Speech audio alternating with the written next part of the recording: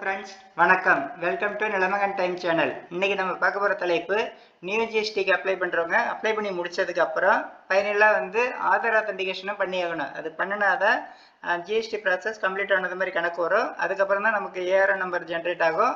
அதுக்கப்புறம் தான் GST certificate வந்து வர்றதுக்கான ப்ராசஸ்ஸே வந்து நமக்கு பண்ணுவாங்க.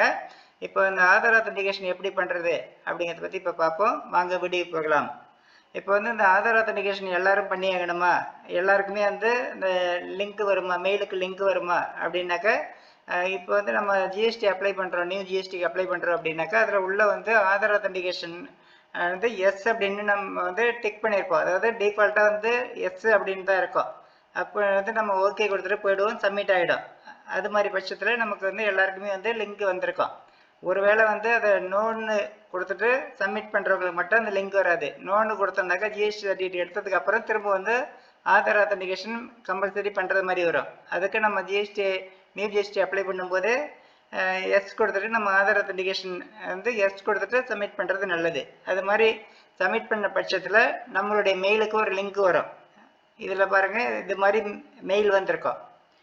அதாவது டூ நாட் ரிப்ளை அப்படின்னு போட்டு hyper link for authentication of Aadhaar அப்படின்னு வந்திருக்கோம்.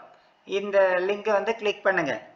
கிளிக் பண்ணினதும் அதில் வந்து பார்த்தீங்கன்னாக்க உள்ளே பாருங்கள், please click the following link அப்படின்ட்டு கிளிக் ஹியர் அப்படின்னு சொல்லி ப்ளூ கலரில் போட்டிருப்பாங்க. அதை கிளிக் பண்ணுங்கள்.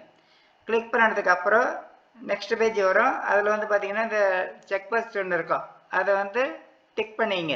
அதாவது இது இகேஒய்சி, அதை வந்து டிக் பண்ணிங்க. டிக் பண்ணிவிட்டு அப்படியே கீழே வாங்க.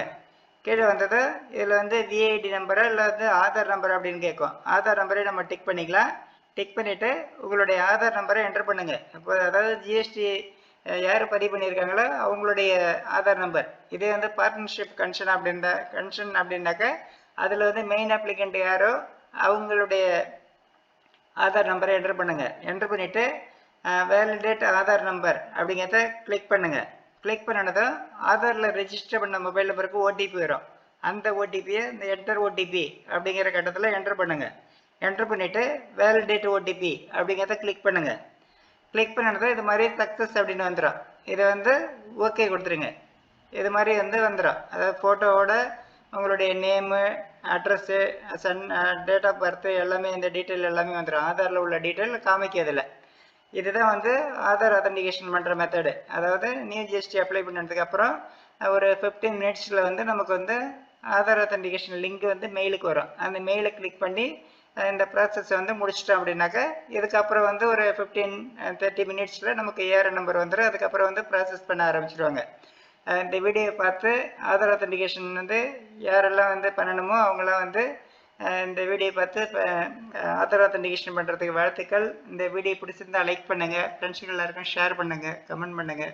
நம்ம சேனலை புதுசாக விசிட் பண்ணுறவங்க மறக்காமல் சப்ஸ்கிரைப் பண்ணுங்கள். நன்றி, வணக்கம்.